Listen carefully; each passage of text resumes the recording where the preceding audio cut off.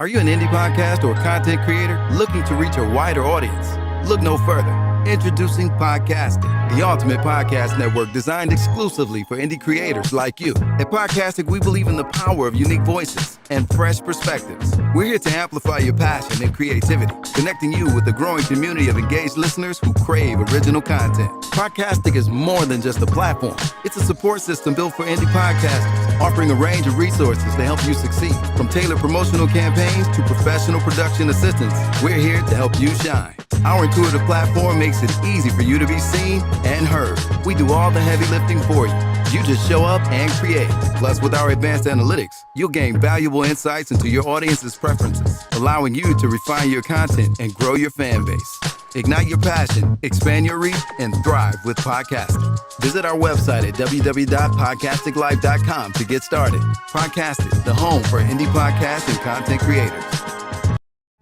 Hey, hey. Rise and grind for your daily news. Rise and grind, grinding just for you. Rise and grind when you don't have a clue. Rise, we've got the scoop for you. Yeah. I don't like my voice, it throws me off with the double echo. Wait. What's going on, y'all? Good morning. We are here Monday. Welcome to the Rise and Grind Morning Show. It's your girl, Brittany Chanel, and I'm with Shani, and we have a very, very special guest in the building with us today. But before we get into all of that, Shani. Yes. How was your weekend? My weekend was eventful. It was eventful. I haven't heard you say that your weekend's ever been eventful. You see what I'm saying? It was what eventful. made it so eventful? I went outside for a little bit, partook in a little bit of really? activity, and yeah, okay. I'm here. You was outside. You didn't tell me you were outside. I was outside. Oh my goodness. Hell has frozen over. No, seriously. Like, felt like a teenager again outside. I'm like, okay. Hell has frozen over. It's a new day. It's February. It is the month of love. Yeah. I ain't got to know all this. It's the month of love. It's the month of love. I might feel a little different next week. I'll see how I feel. Yeah. Today I'm not feeling it. It's a little shaky. It's okay. It's very shaky. You made it. Yeah. We made it. It's so shaky. I'm stumbling every time I stand up. It's, oh my goodness, my leg. So that's the one. I feel like February starts the actual new year. January is like a little preview. I feel like it's April. It might be March. April is when it starts for you? Probably March. Okay. Right? Because that's when spring sets in. Yeah, warm up and a little bit. It starts getting warm. The snow's melting, even though the snow was melted and then it started back. Yeah. Boo. Yeah. Boo. I didn't like that at all. It was a lot going on this weekend. Shout out to the Collective Studio. It was a beautiful turnout. Yes. I didn't get a chance to make it, but I had a lot of my acting buddies that were there. So I felt like I was there in spirit. Right. I didn't get a chance either, but I did hear that it was very, very nice. Yes. So congratulations to everybody that's a part of the Collective team. I heard so many great things about it. So that's what's up. Yeah. Good look for the city. Yes. And then what else happened this summer? I went outside for a little bit. Okay. Then I went back in the house. Okay. I didn't stay out there that long. And then the Grammys. I didn't really watch the Grammys, so I know Beyonce won. Nice. Chris Brown won. I saw Glow. Doechii, Yeah, I saw a Glow picture of what she wore to the Grammys. I saw what Kanye had with his friend. I'm sure that was interesting. It was. He never disappoints. I didn't see it, but I'm sure. I mean, I wasn't excited about it, but I'm sure a lot of people were offended. But it's Kanye. Yeah, he's always gonna make a statement. Yeah, I don't really. Yeah, I wasn't. Yeah. Okay. Shout out to Miles. He's not with us today. He's with us in spirit. He's in Miami doing some film stuff. So. Yes. But other than that, it was a pretty good weekend. I can't say that. The drive-in was a little foggy. So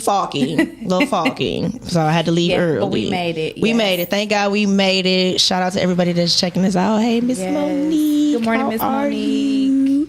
Yeah. It's Monday morning. Oh my goodness. And we're here. So anyways, I know that this is the month of love. Yes. That's going to be our theme for February. For y'all. I might tap in. I don't know how I'm here and there. So anyways, I think it's only fitting that you want to go into the topic today. And then we'll go ahead and introduce our guests who we have with us. So the topic for today is how movies, music, and social media shape our expectations of love. Oh my Lord. It's a little lengthy. So I want to go ahead and introduce our guest, and I want to hear our guest's perspective on that. We're going to introduce, we have with us the director, the producer, the writer, the actor, and now the author, Mr. Teddy Van Gogh. That was a great intro. Welcome. I mean, you got all those slashes. That was a great intro. You have all those slashes in your I name. think that was the best one I ever got. Don't be doing that. Don't you do that. You Don't heard it be here on doing the that. Rise and You heard it on the Grind. Rise and Grind. Thank you. Welcome. Coming and telling us everything. Telling us about the whole love thing and your new book. Your new book, it's Directing Your Dreams. Yes. Which I absolutely love that title. How did you come up with that? Because we all have dreams. Yes.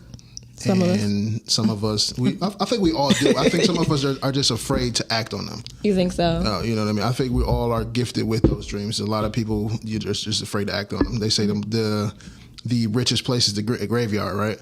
Because so many people die with those dreams they never acted on. So, That is true. That is true. So I wanted to have something that was inspirational to people to feel like they can pursue those dreams, which is why I give you a guide to how to pursue those dreams. How to pursue those dreams. Indeed. Okay. So, I mean, so you have so many slashes in your name. I mean, you do everything. I work hard. Why did you want to add author to this? Like, what inspired you to want to give this guideline for helping people to find their dreams? Because it was important. And I feel like it was missing.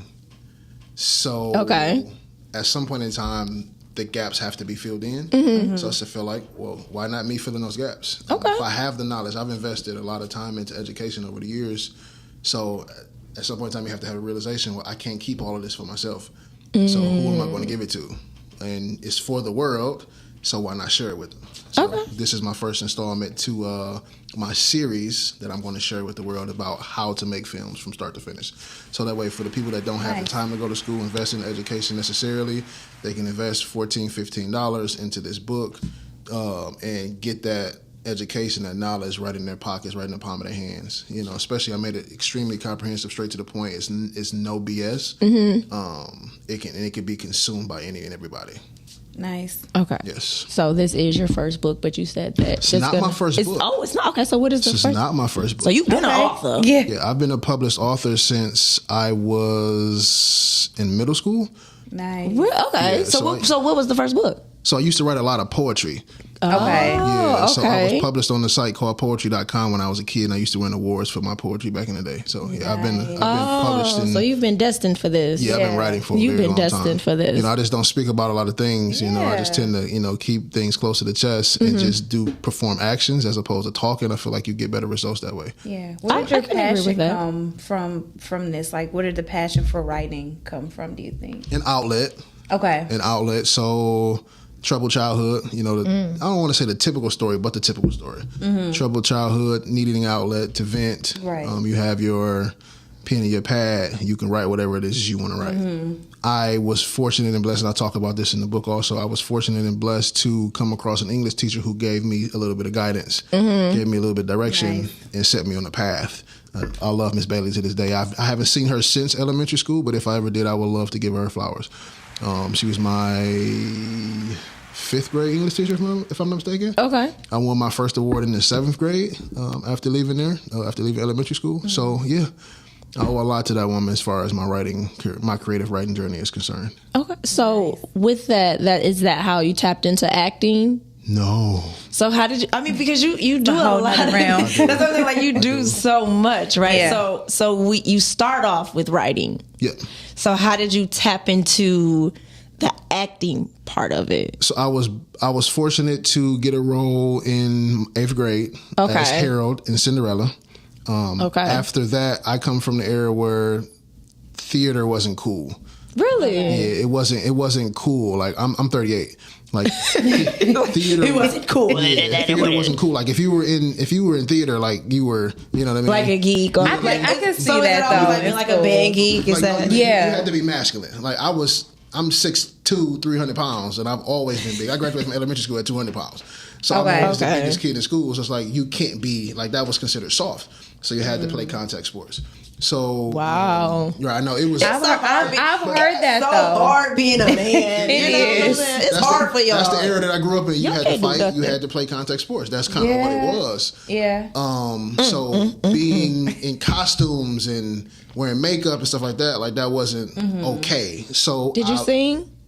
He's like, it's funny you asked. Did you sing? I'm gonna keep some things close to the chest. Oh, Okay, so we can add a comment. So that means We can add another comment, yeah. I was doing a little bit of singing as well. Yeah. a little bit. So you know, I was had my a times. little bit, I had my time, you know a what I little mean? bit. That's what's up. So what I allowed society and family and friends to convince me was the better route to take was football. So when I went to high school, I played football all 4 years, made All-State, All-American, went to college, all that, blah, blah, blah, another. Ultimately, my knees ended up going out on me and had to find something else. Gotcha. So I told you I've been a licensed cosmetologist for 15 years. Okay. I went that route and got into hair. And in 2020, well, I'll go back. In 2018, Renika McQueen used to come to the salon that I was doing hair at the time. Okay. And she was making movies at the time. I forget which movie she was making at the time, but I was telling her, like, Queen, you should put me in a movie. Like, I'll be good. I can stand there and cut hair in a movie. Like, I look good, too. I'm pretty. You know what I mean? So she's like, well, you're not serious. So one day she actually gave me a call. This was after the pandemic was off and running. Things were starting to cool down a little bit. Probably like September, somewhere in there. And she was filming a Family Divided, I believe it was. Okay. Yeah. That's my movie. Yeah, she gave me that opportunity. She was like, hey, I got a role for you. I need you in a suit. Say Okay. less. So I went and got a suit tailored, got a suit made. Okay. And that was like when I first got reintroduced back to being on the set. And from then on, I kind of was bit by that bug. And I was like, hey, you know what? 'Cause I had already been messing with the camera, but as far as on the acting side, I wasn't like out there. So she gave me that opportunity and I took it and ran with it. Like me and her, every time she see me now, she's like, you said you was gonna do it and you took the ball and you've been running with it. Absolutely. Once I commit to something, I say this is what I want to do, and then I was so overwhelmed with like the passion for this industry. I don't know how to stop. Okay. So you got bit by the bug. Absolutely. You got bit by the bug. And a lot of people get bit by that bug. I got reintroduced to the path that I should have been on in the first place, and that's kind of how I've always taken. That's how you look at it? Yeah. Because if this wasn't the path that I should have taken in the first place before I got deterred, then I would have never started this journey from the beginning. Because you said you played football, and you went off to school and you did all these other things. Do you think that you learned things from Absolutely. the sport that you could have incorporated with the acting and producing and directing and all of that? So my company, Pranova Solutions, which parents all of my other companies, is founded on dedication, determination, desire, and discipline. Yeah. Which are foundations and roots that I got from a high school football coach. Yeah. So absolutely, if I never played high school football, then I wouldn't maybe have the characteristics that I have now to become the man that I am today. Yeah. So I always am grateful for that. But, again, things happen with how they supposed to happen. You get to where you're supposed to That's get to. what I'm saying. So I believe you having weren't. the faith. I don't believe you were deterred. I believe those were things that Had to take place. for you to get to where you are, right? Because it's very Absolutely. interesting that you said you already were doing it at the young age, so And it was already even there. through college, like You still- in it was English always class, the- I always had the best, papers. I Yeah. always had all of the best literature. I always had A's in English and everything like that. So it's always been a part of you. Absolutely. It's just other Yeah. tools were being added to add to the greatness. I write papers. I've written papers. I used to write papers for fellow students in college and everything like that because writing was my That's your thing. thing. Like that was.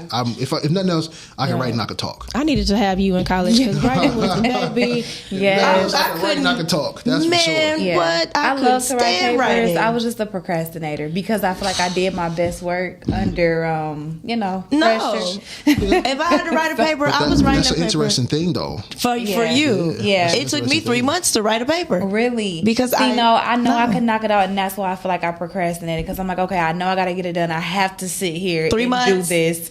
11:59. You get the syllabus. deadline. They said the paper is due. I'm at home that day trying to get Doing this it? because my so mind. much. I have so many thoughts, and then I was okay. This is a talking point. Oh wait, I got another idea. Yeah. It was a struggle. That's how it I made it flows. though. I made it through college. Yes. It's rough, but I made it. I made it. High five to that. Yeah, I made it. So, are you looking to? I'm sorry. Go ahead. No, I said, what school did you go to? Bowling Green. Nice. Yeah. Yeah. I'm a Falcon. No, but who you about to say? Are you looking to grow any more in media, or you think kind of where you're at now with the directing and all? No, like I am. Okay.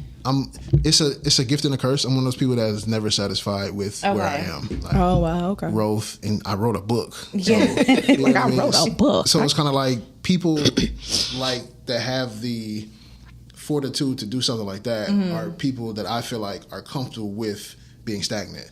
Like these are the people that are always charting forward, that are always looking for the next best thing. Because again, in order for me to write this book, you know how many things I had to go through to get the knowledge to get to this point. So now when I write the next edition, all the things I have to go through to get to that point. So it's going to be the constant elevation and the constant growth for sure. Nice. How long did it take as far as writing the book?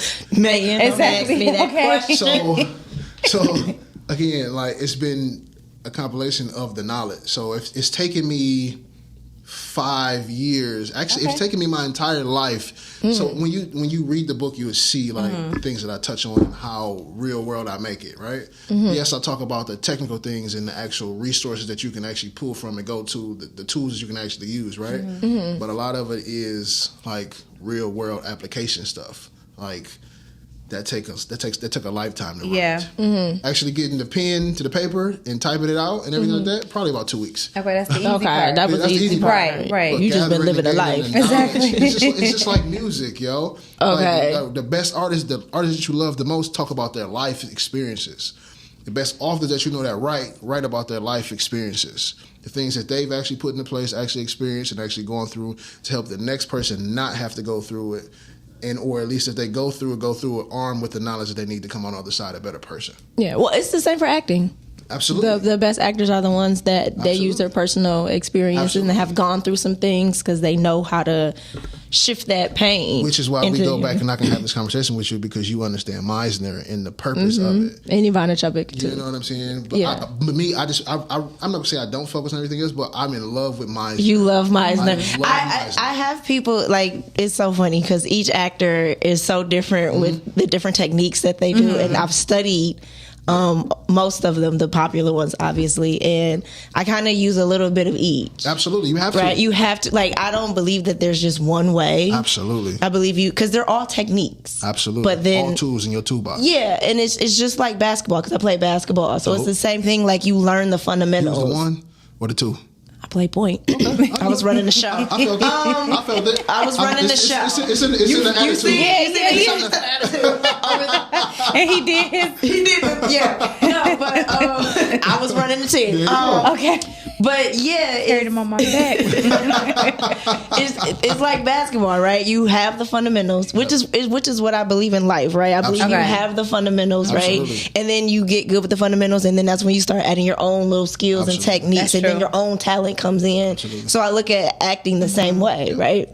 It's just having the fundamentals with each different technique that you learn. And then some people tend to like one technique over the other and they stick to it. But I believe it all works. Yes. Yeah. And but, that's again where this book comes from because it gives an advanced baseline for those who don't have the baseline.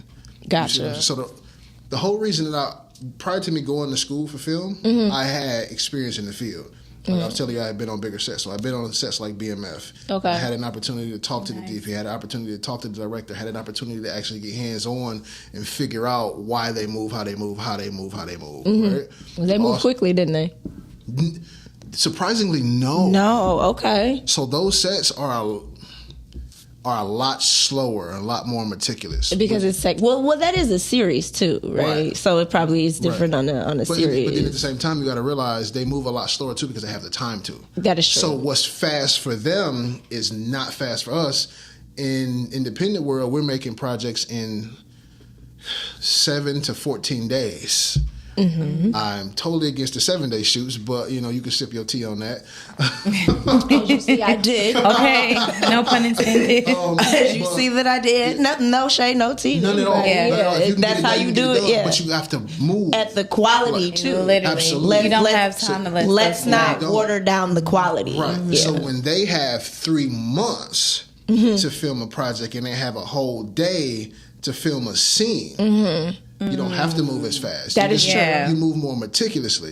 Like I watched them set up blimps and all these different things for Meech to come in and shoot one scene and be done for the day, and they have 3 or 4 cameras on him moving around at this time. Yeah. So that is what my earlier experiences were. Gotcha. So when I say like my standards are a little bit higher, that is where they're rooted from. So I've had the opportunity to be on sets with Fievel Stewart, who's done 4 or 5, actually more now, Netflix projects. I've had an opportunity to get in close quarters and contact with her dad, who is the head of SAG. Gotcha. I had an opportunity, not the head of SAG, I'm sorry, but was a legal administrator for SAG. Okay. So I have the knowledge to pull from that when they're telling me what to do and what not to do, because one of my first projects was a union film and not a non-union film. A Gotcha. lot of people don't understand the difference in those. Yeah, that's so that's true. a lot more stressful. So a lot more stressful, especially when I was the one that was in charge of the legal aspect of it. Gotcha. So when I say like my experience kind of plays, because there's a whole piece on there about copywriting your material before you send it to a producer. I wrote a whole chapter on that. And The making people sure- stealing ideas and all types of things. and making sure that your chain of title is in order. Mm-hmm. 'Cause people don't even understand what that means or know what that means. Mm-hmm. So like when people send me scripts, I'm not opening it. And I tell people, I've actually had a few conversations over the last couple of weeks. I'm not opening your script until you have it copywritten. Opening an email, until you have it copywritten. Make sure everything is in order. I give the steps to do so right in that book also. Gotcha. So again, it's one of those things where the book serves as a piece to say, hey, these are the things that we need as far as just the standards. Let's have the standards in place and in order, so that way we can use that as the pedestal to get to the next level. I just want to be the standard with this piece. Gotcha. Yeah. So- I know I went off on a whole rant. No, you're fine, because I was gonna. I can talk. No, you're fine. No, you are totally fine. So, like, with being in the independent realm, because obviously we're here in this city right now, and that's what's happening. Though a lot of the union projects and SAG projects are coming here, and they will be here. Do you feel like with the independent film industry here that they're not really trying to have a standard or a guideline, like they're just doing how they choose to do it? No, I don't even feel like it's that they don't Okay. want to or not trying to. I feel like some people just don't. They know just how don't to. know how. Okay. So, in any field, in any profession whatsoever, right? I use hair as an example, right? There are some trash barbers. Love them to death. There are some trash hairstylists. Love them to death. But they've been in the game for 20 years. They've been frying people's hair out for 20 years. Yes, that You is see what I'm saying? That's true. Yeah. It is what it is. There are some younger barbers, younger stars that come in and are killing the game. You know what I mean? The difference is, and this is not every case. There's case by case basis or whatever the case may be. Some people have the foundation, some people don't. I am a firm believer is who you learn from first. That is true. Whoever your mentor is first is who you're going to mimic. So when I came into the hair game, I had one of the best, I feel like, mentors in the hair world. So he taught me what to do and what not to do, how to do and how not to do. He taught me, hey, if you want to have higher class clients and you want to retain them, this is what you need to do. This is how you present yourself. This is how you speak. This is how your presence needs to be. So I had that foundation laid. In the film industry, I feel like there's a disconnect from the foundation. And so many people were just like, hey, I got some money. I want to make a movie. Everybody that I know is making a movie. Here you go. Help me. Because a lot of times what happens is those same people get messed over. I actually was on a set last year, which wasn't my set. I just happened to just show up just to show my support. And the guy felt like he was being raped because he didn't have the knowledge to do it. He just had the money to do it. And the people that were tied to that project, not all of them, but the main people that were tied to that project kind of jerked him around. And that project ended up coming to a halt. You see what I'm saying? So it's not so much that we don't want to have a standard, it's sometimes we just don't know what that standard is. What the standard is. So that's why this book serves as, okay, if I don't know, I can get the book and at least figure out what it is that I need to do as far as the standard is concerned. I'm talking about literally all the way down to how you format a script. Your margins, your bullet points, your fonts, and everything. Bolding or capitalizing the character's names the first time that they're seen. Like I'm talking about going into detail. You into detail. You know what I mean? Like having a script that's turned in when you go to present it to somebody, to anybody, whether it be your cast, your producers, or whoever, there should not be any typos. You should actually have grammatically correct scripts. Yeah. I cannot say that enough, and I don't care who gets offended by that. Yeah. You should have That's grammatically important. correct scripts when you turn it in. All you have to do is click a button in Final Draft that will correct every grammatical error in your script. And I hope people hear that loud and clear. I'm sorry, Say it louder for the people in the back. I have to put emphasis on that because of my writing background. Yeah. But Yeah. your script should, and again, I understand the content that people want to make in Detroit, which is great. It's fine. If it works, it works. yeah. Cool. So the profanity and whatever. I prefer not to write scripts that's full of profanity, but whatever. Who cares? Yeah. The script needs to be written so that way it's grammatically correct. That's all I ask. That's all you ask. It's like, you want to cuss, just cuss correctly. Okay. Jesus, put the comma. You know, put the Cuss word, put the comma. You know what I mean? And it's so easy. Again, it's a click of a button. Yeah. Yeah. But some people may not know that. Well, it's Exactly. also important to have someone else look at your script as well. But Yes. that's another Script thing that we talk actors. about in the book, getting feedback. Yeah. Yeah, it's You know, important. People feel like people are going to steal their stuff. They can't steal your stuff If you copyright it.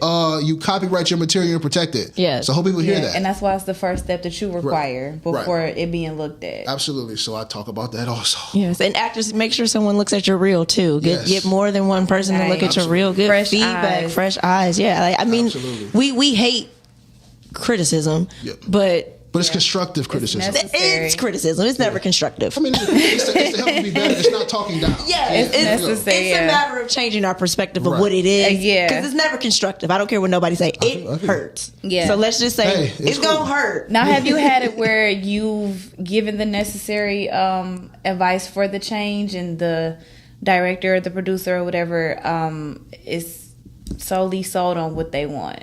Do you still work with that, or how does that go? Oh, like somebody who's like, no, this I want it written like that. No, I want it said like that. Outside of the grammar part, because I pick and choose my battles. Gotcha. okay, I pick and choose my battles. That's how you know he married.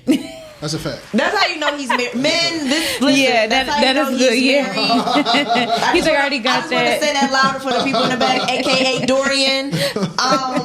That's how you know he's married. Please go on. Yeah, so I pick and choose my battles. And it's not even so much that I don't fight battles that I know I can't win or that I know I can win. Mm-hmm. It's more of, is it worth me wasting my breath? Yes. You know what I mean? Like, is this message going to actually get across as to, okay, well, why is it? Especially one, when I'm talking for one, so when I talk to certain people have been doing this for 20 years, right? Mm-hmm. So it's hard to have that conversation with them and have them look at me and say, yo, you've been only doing this for like 5 years. I got more material than you. How can you going to tell me anything? Yeah, but you have more knowledge. You know what I'm saying? That's the difference. But how can you translate that? Yeah. How can I say to you I have more knowledge in a certain particular area without having a piece of material that you can go and reflect upon that'll show you exactly what I'm talking about is real? You can go cross-reference everything I got in that book with any sources you want to pull from and see that I'm not FOS. And, hey, this material is actually credible. That is the thing that I started to realize probably about a year ago. Okay, these conversations that I'm having, if I was to say something to make a correction about it, what do I have to stand on? Gotcha. What leg do I have to stand on? Now I got a And book. now you have a book And I could just be like, here you that go. is directing you to your dreams. Exactly. Direct Okay. your dream. It's directing your dreams. So, Yes. where can people find this book? Amazon. On Amazon? Now it's on Amazon. Okay. It's for sale on Amazon. You And can how go to the much? Website. The paperbacks are $25 and the ebooks are $15. nice, Okay. very affordable. Nice. Indeed. Okay. Yes, indeed. Yes, indeed. And you can go through my website as well, www.iampraenova. That's praenova.com. Okay, and they can get the book from there as well. So it's already out. Everything is. We can go ahead and purchase this. Directing Your Dreams: Yeah, A you can Practical Guide to Filmmaking. Yes, indeed. So, how did you get on like the bigger sets? Because you said you worked on BMF and things like that. Like, how did you like? Is it people that you know, As or an actor. oh, you got on as an actor? As an actor. Okay. So- so are you SAG? No. You're not SAG. Okay. No. So when they call for the background actors, Okay. I took advantage of them opportunities. For sure, I'm going. Because it's a way for me to get on set, for me to Get in learn. those rooms. And then for me to absolutely get in Yeah. those rooms to make those connections. Like I got on the BMF set and I got cool with the PA. Okay. And yeah, he took me around, introduced me to everybody, just Nice. because I was there. So as opposed to me only being there for that one day for those couple hours, I had an opportunity to be there with them when they were here in Detroit. Gotcha. You know what I'm saying? So I had Okay. an opportunity to learn from this. I had the opportunity to actually shake these hands and actually make these, these genuine connections with these people. You know what I'm saying? So Okay. So, out of all the things and the jobs that you do, which one do you feel is the most challenging for you? Being a husband. Oh, okay. Being honest. All right. Being honest. My goodness. Well, it's being real just because, again, it challenges you as a man. It makes you become a better man. So nothing that I'm successful at or I'm good at in any capacity outside of that is not influenced by that. You see what I'm saying? My wife is my backbone, like legitimately. And everybody who knows me knows that's the first thing I'm going to say. Like, if it's not for her, then nothing else matters. Okay. I can't do anything else without her. And that's just what it is. So I always give her the utmost praise. I always speak about her. When you see me, most of the time you see her. You know what I'm saying? So nothing else. That's the most challenging. It's I had this conversation a couple days ago about everybody think that if you're a real man, then you're just naturally a real man or a good man. Like, no, you have to put work in for that. Yeah, like I have to show up every day for my wife to be a good man for my wife. I have to be honest with my wife every day to be a good man for my wife. So I have to work on that experience first before I can work on anything else. So I always give the credit to that. And I always say that's the most challenging because that is the first thing that challenges me. I can't be fake with her and then go out to the world and show y'all something else. That is true. You know what I'm saying? That is true. And I personally take that seriously.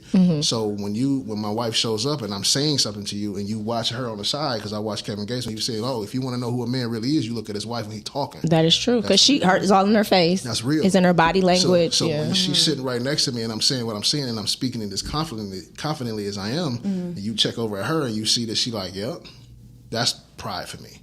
That's the most challenging thing for me. Gotcha. Well, I definitely wasn't expecting. Yeah, no. But since you said that, I do want to go answer. I do want to go into because of the topic today, because it's talking about do you think or how does film, social media, and all that shape the expectations of love and that we see today? Because relationships today they real shaky. Yeah. It's real shifty out They're there. Not lasting. So do you think that movies and music and social media, all that plays into it? It can. You think if you so? allow it to. I have a unique situation at home, and I'm very, very honest with people about that when I have relationship talks. Like, I'm 1,000% honest with my wife. Like I've told her everything from day one. Like, I told her what I was, what I'm working to not be every single day. This was on the first date? This is like day one. Like, I told her exactly what she was getting into. Now we get we get years down the line, and she's like, "Oh, you told me that, but I didn't think that. Out of experience, and to really know, we had that conversation quite often. It was like, yeah, you told me that, but damn, I gotta really, it's really like that. I'm like, I'm legit. Like, that's what it is. So, okay. So, how long have you been married? This is year 5. Okay, 5 years. Nice. Okay, y'all still early. Y'all still but they trucking along. Y'all in there. Y'all still in there. Pandemic together. The pandemic. That's what I said. They trucking. Well, because I know a lot of people that got didn't make it because of the pandemic. They had to be at home together. Yeah. So y'all made it. 3 years. Yeah. The pandemic added 3 Seriously. years on everything. So it's really like 8 right now. So that was my next question. How long were y'all dating before y'all end up getting married? I met my wife June. Get it right. I met my wife June 2018. I proposed to her December 2018. Okay. And then we got married in 2020, September 2020. Wait a minute. So you met her you said June 18? June 2018. And you proposed in December of 5 months, yeah. I told her on the first date I was going to marry her. Because a guy knows. It don't take a year, 2, 3. It don't be taking all that time. 6 months. A guy knows. But that's just me. Yeah, that's why I said I got a unique situation. Yeah, because I was able to see how she received the information that I was giving her. Like, again, I put it all on the table. Like, I'm like, this is what you're going to get. This is what it is, and this is I can't be anything else. Did you put it all on the table because you knew that you knew you were going to marry her? Or you knew she was the wife for you? Is that why you put it all on the table? She can validate this, what I'm about to say. I put it on the table because for the first time I actually wanted to have a righteous relationship. So it was more of a personal thing for myself. There you go. Okay. I wanted to personally say, you know what?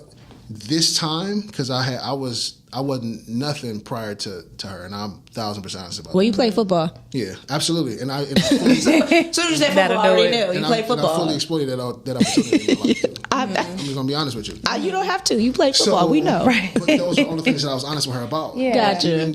it ended up protecting me in a lot of situations Mm-hmm. because I'm so honest with her. So like you can never go to my wife and say anything to her. Because I know, And yeah. Because like I know for a fact he's going to come and tell me before you have a chance to.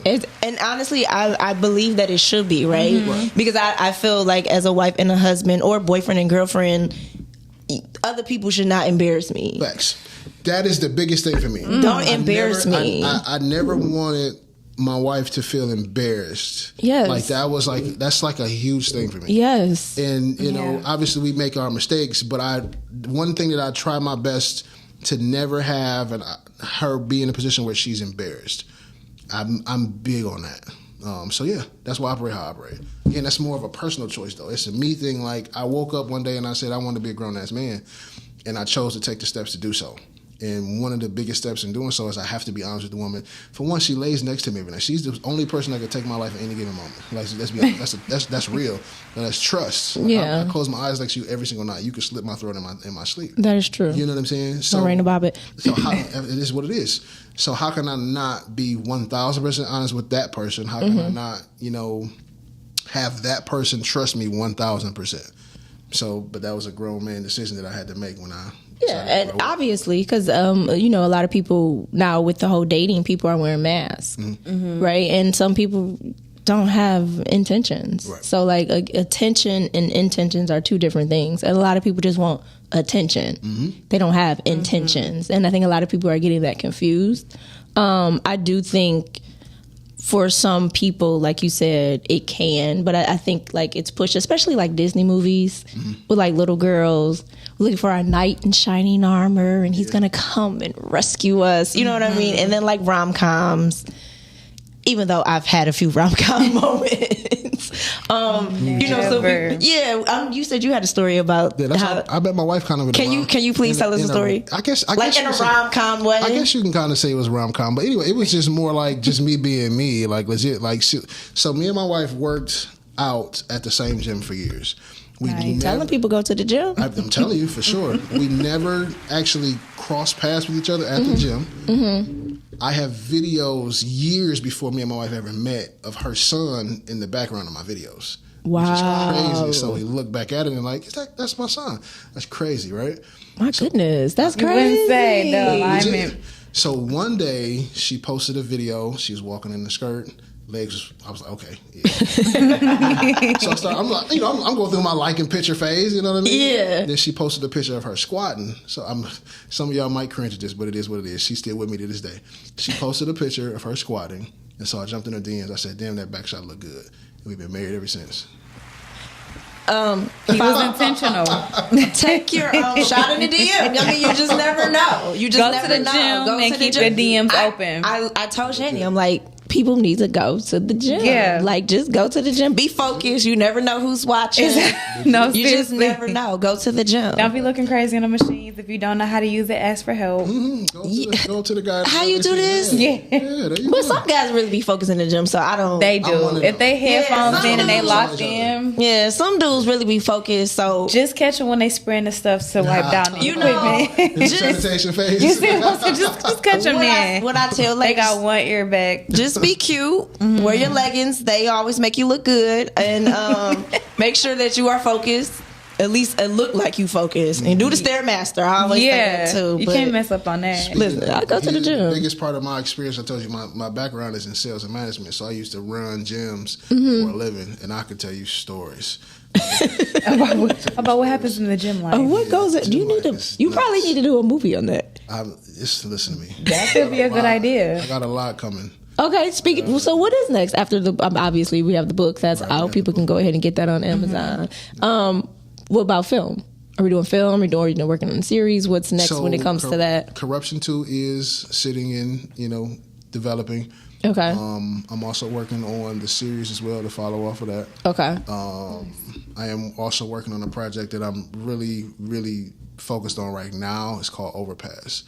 And this one is I'm in love with the rose that grew from the concrete jungle stories. So this, Oh, okay. Yeah, so this is about a man from Highland Park who got caught in a terrible situation based off of this circle Mm-hmm. that he was raised in and couldn't find himself pulling away from.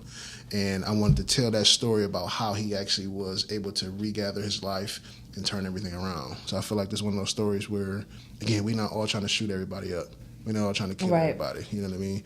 I want to talk about the stories that show us in a more positive light, in a more pro-masculine black male light. I feel like it's important. Like, we get demasculized, demasculinated so much on TV that it kind of sickens me. Because me and my wife sit there and talk about, like, I'm not like that. Yeah. You know what I mean? But I am like the most pro-woman person that you will ever meet. Like, I support black women in everything that you guys do. And we can be masculine and still do so. You know, I don't have to be feminine. I have my feminine side because we're all human. As you should. Right. Well, it's the same for women. They have the masculine Absolutely. side. Yeah. Yeah. But I don't live in my feminine side. I live in my manly, masculine side, which allows my wife to live in her feminine side. Right. You know what I mean? And that's how I feel like the balance is created and everything like that. But I just want to show us in those particular lights. So this particular story called Overpass, we're looking to get that made this year. And that's one that I feel like, that's my Jordan Peele Welcome to the World type of story. Nice. Gotcha. So I'm looking to really push it down that lane. And I speak a lot on film festivals in that project, in this book also. And okay, that was my next question. Like, how important do you think film festivals are? Festivals are extremely important for networking, if nothing else. Okay. Just because you can get yourself in front of, like, I had the opportunity to meet what is her name? She made the Martin movie. The Martin movie. Which Martin movie? Goodness gracious, the black lady.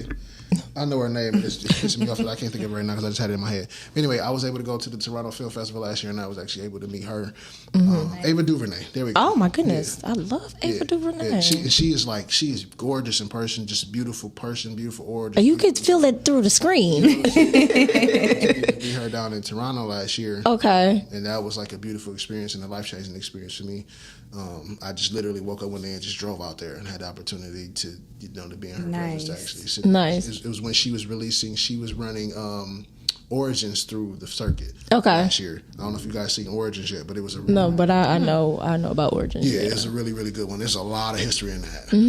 Like, I didn't know a lot of that. She's big on that. Yeah. And that's kind of the space that I want to go into. Yeah.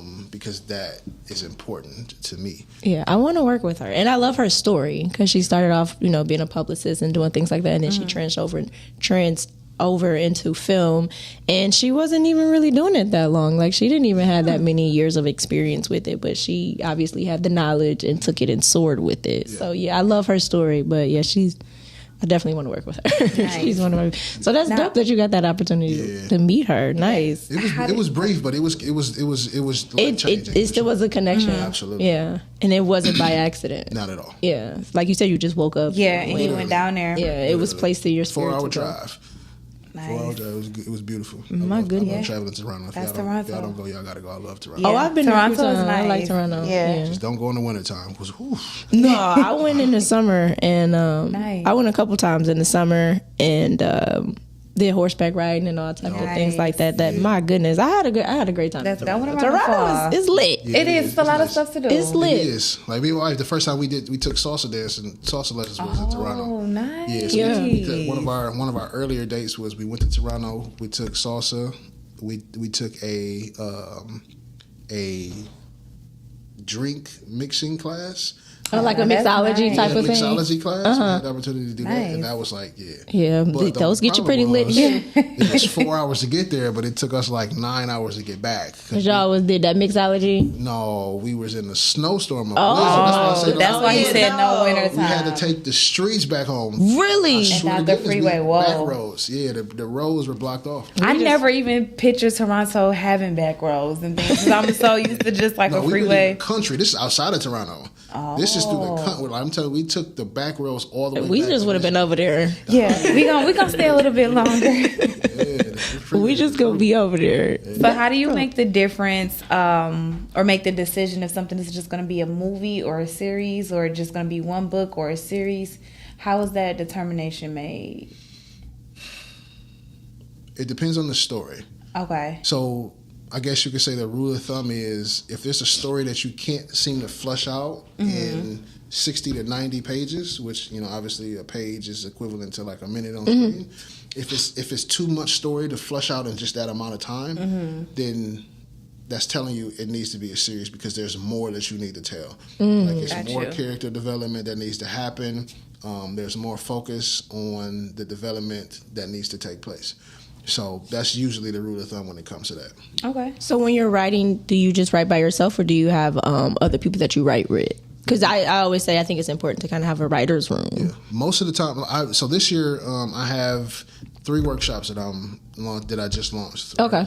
So the first workshop is going to be an acting workshop. The second workshop is going to be a screenwriting workshop. And the third workshop is going to be a directing workshop. Okay. Actually, it's going to be 2 more following behind that, but I haven't ironed those 2 out yet. But for this month, for February, March, and April, there's 3 separate workshops that are going to be rolled out, right?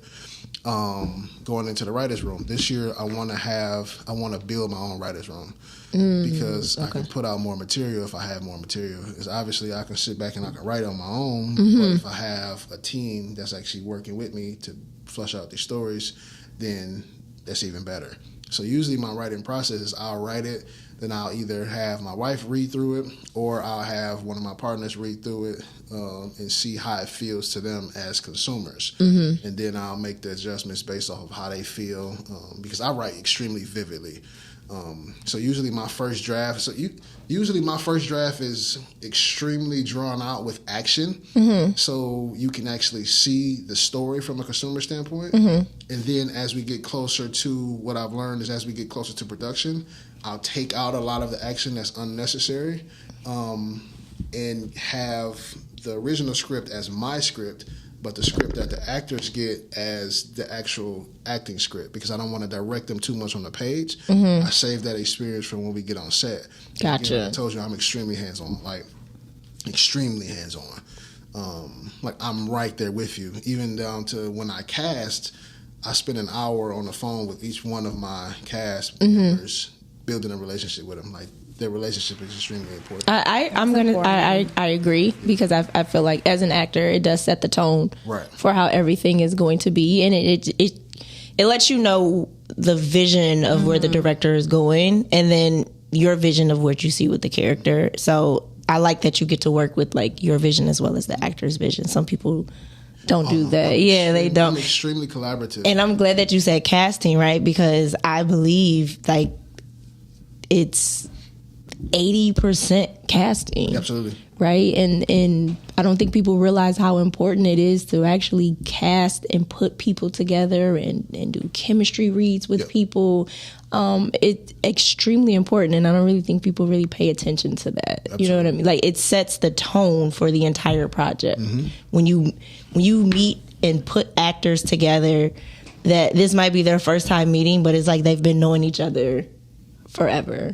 It just brings a different energy and a different project. It brings a different project. Absolutely. Overall, you know what I mean? Absolutely. So you can actually feel it, and then you fall in love with those characters and you fall in love with those people because it's like, dang, they love each other. Absolutely. You know what I mean? So I think it's really important. Yeah. Another huge part of that too is when we're on set, I have to be able to trust you, and you have to be able to trust me. And I'm, again, huge on that. That seems to be your foundation. Like, just being honest and open with communication and trust and things like that. Like, that seems to be, like, for you across the board, that's, like, the foundation for you. It has to be. Like I invest a lot of time into that because that's important for me. Like, you have to be able to trust me. Because you got to know, like, I love Tia. Tia was probably one of my best experiences dealing with an actor. Okay. Shout out to Tia. That's so dope. Yeah. So for one, I say that because I grew so much from my earlier project to that particular project, and I knew how to be in the moment with her. Gotcha. Tia also knew how to take what I was saying and develop it, the character, into who it needed to be. Even so much that, because Miss Kim, shout out to Miss Kim, was on set while we were filming. Miss Kim was like, "There's some things that's not in the script that I didn't tell you that I said in these particular moments." That she said exactly how I said it almost in those particular moments of the scene. Like she was a phenomenal actress, phenomenal. Like when I tell you, like once you guys actually see that project, once it actually finally comes out, like the emotion that was behind that piece, Silent Scream, Tia brought so much to that. So she was she actually personally helped me grow as a director also. Gotcha. Showed me how important it was to actually Meisner be involved Be in the those moment. moments. And that's another reason I sit behind the camera. I don't sit in Video Village. So I don't even know what Video Village is like. I give Video Village to Ian. Ian goes, puts himself off in a corner, does what he does. You know, I'll come check on him to make sure he's good. But as far as that, I'm in the moment. I'm with you. I need to know how you feel. I need to know what you're thinking. I need to see what you're thinking. You need to know that you can trust me. If there's nobody on this planet that got your back right now, you know I got you. And that's the relationship and the trust that I have to have with my actors. Yeah. So, Is it a show And on that camera? is it. I was just gonna say that it shows on camera. Yeah. You can tell if you watching film. You can tell like if the actors trust one another or not. You can tell if they're really listening or if they're in sync, right? Because acting is reacting. Absolutely. It's truly just listening to what someone is saying. Like some people here, they believe like, okay, you start yelling. Oh, I'm about to yell. Right. You're not listening. You know what I mean? Because it didn't cause for that. It's like, did you really hear what they just said? I don't think you heard what was just said. A lot So of the it's misconception is too, like, again, a lot of people aren't trained to actually to listen. yeah, it's hard to listen though. Very Like, much hard. Like, it's just challenging. for us to be in this room and have a conversation. You know, like we're listening, but are we really listening, or you're listening to respond? So even in relationships, are you really listening, or are you listening to respond? It's That's the same. such a bar. That's, Yeah. but It's that's the a bar same, right? because- Because women will say something, but internally we're feeling something else. So it's all different. It's communication. Yeah. So it's really being present and really being in that moment. Like a woman, she said something, but that's not what she really said. Exactly. Take a deeper dive. Same with men. It's like he said something, but wait a minute, he didn't really say that, right? So it's difficult to even act and listen, not act. It's difficult to even listen in just real life. But a lot of, and I'm not even going to say Detroit, but in the independent world, period, a lot of actors, like there's a handful of actors. Like it's a kid from Alabama, I forget his name, but he was on Dennis Reed's, shout out to Dennis Reed. He was on Dennis Reed's last project. And like I listened to him actually read in rehearsal. I can't wait to see the performance, but I actually listened to him read in rehearsal. And I can hear him actually listening to what was being said by the actor, as opposed to just reading what was on the script. And there's a huge difference there. There's a major And difference. a lot of people don't quite understand yet because it's not being coached to that degree yet. Which again is why That's I why started you to wrote write the book. this series of books to actually give the tools to the directors, to the actors. And also, again, like I consider at this point in time, with the knowledge that I've obtained, I consider myself an expert in filmmaking. So I can have conversations with, and I can have conversations with people who have been doing this for a while, and they'll actually listen to me. Yeah. Because what I'm saying, you can actually hear that it's authentic, and you can actually go and research it. But now I have a piece that you can actually use for research to say, yeah, it is what it is. That's true. Well, again, we're all still learning. Absolutely. Everyone's still learning. I remember a few weeks ago, I was just telling people when you do close-ups, right, they cut the head off, obviously, because they want to see what's going on in your eyes. But if you notice, the actors don't even blink. And I don't even, unless it's a natural blink, right? Some people don't even really pay attention to that or notice it. Now, since I've said it, everybody, no, I see what you're talking about. It's something so simple as that, or just what color, or just things in the background and a shirt that you may wear. makes Like a difference. everything plays a part. So that's why, like, some of the we're still blinking is learning. an editing technique, though. I don't know if you It is editing. So the editors, I learned that. Yeah, I learned that's editing. that's a really good editor. They try not to Yes. use a lot of the blinking. Yeah. But as an actor, it's You have to be aware powerful, of it. right? Yeah. Because when you're in a scene with someone, eye contact is extremely important, which forms a connection. Yeah. So sometimes you're on set with actors who don't understand that, and it's hard to connect because they won't look you in the eye. Yeah. So it makes it difficult sometimes to work with people. But again, you have to work with what you have and do your part. But yeah, when That's you all we can do. yeah, that's all you can do. But when you meet a trained actor that understands and studies Meisner as well, that connection and that chemistry is, oh my goodness, it's powerful. Who is that you? Okay, I was wondering. No, you're fine. So what would you say is the biggest difference between writing and directing? Or is there a lot more similarities than differences? It's not a lot of difference, period, because No, there is. There's a huge difference. The difference is emotionally. Okay. Because I can't on a script lead you emotionally. I can't tell you what to feel. I can't tell you what you're thinking. My job on the script is to just, hey, this is what's happening, right? When I get on set or when we're in rehearsal, I, at that point in time, have to ask you. I don't tell you what you're feeling. How are you feeling in this moment? I want you to think about that. Now, Gotcha. don't tell me how you're feeling. Show me. Okay. And then Show that's when the it comes camera. out. And so these are the conversations that I have on set with my actors versus, writing the script, because again, the script that you get as an actor is going to be extremely vague. Like, hey, you tapped on the table. Why are you tapping on the table? Because I just told you to tap on the table in the script. But why are You have to be actually motivated for why are you tapping on What's the your table. backstory? Who is Catherine? Where is she from? What was her childhood like?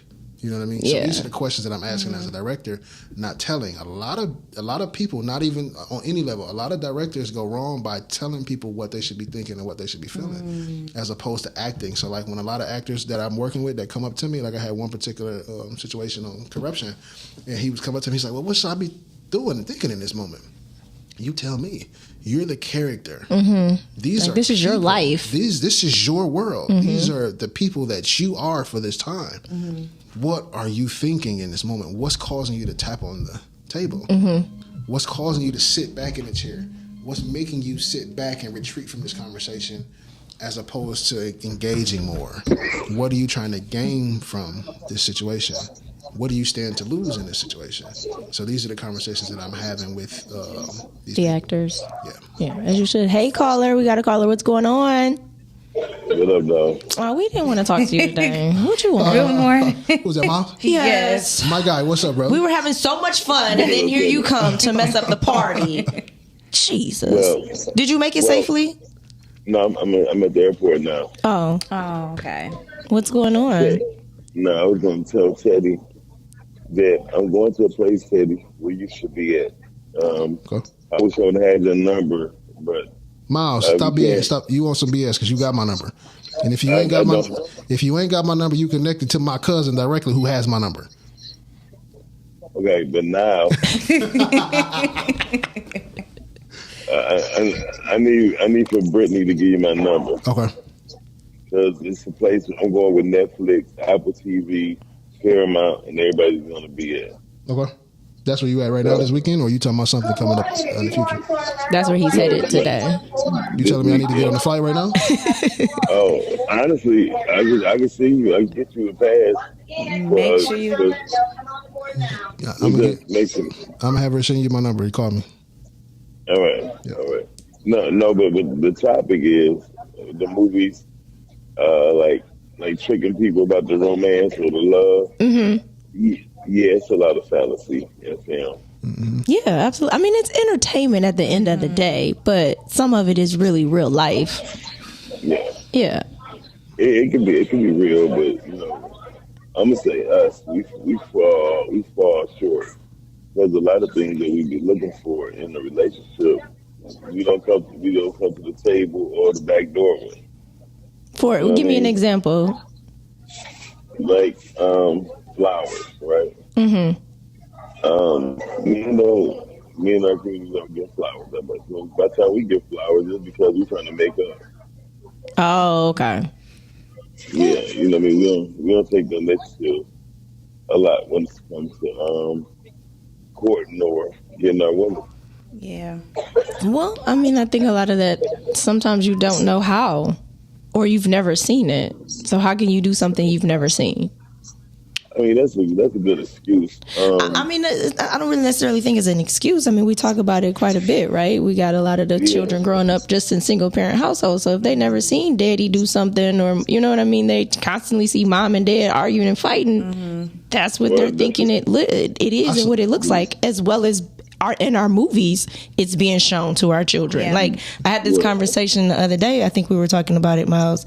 I said, I was upset that my niece is always watching other people that's not black all the time. There's nothing wrong with it, but we don't make nothing for our kids to watch.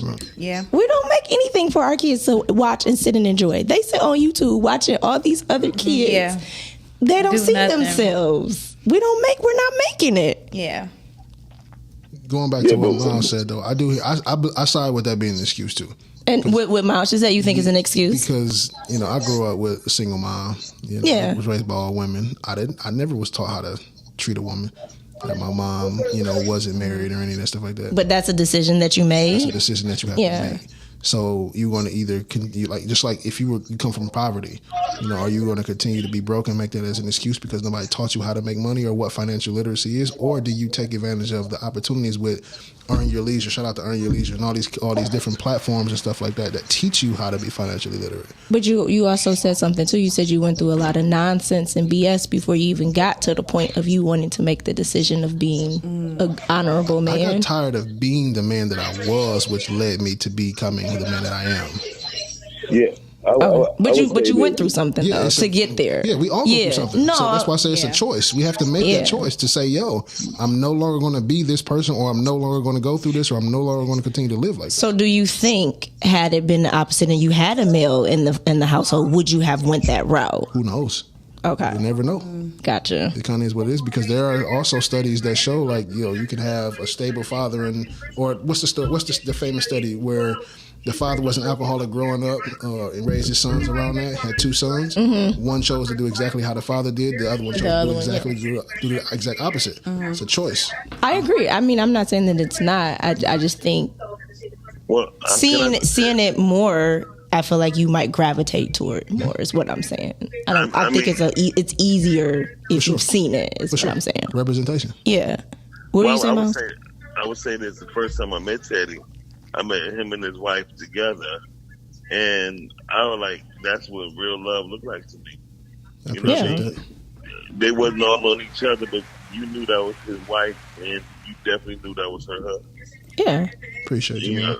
Yeah, and I told you that I have respect for you for that alone.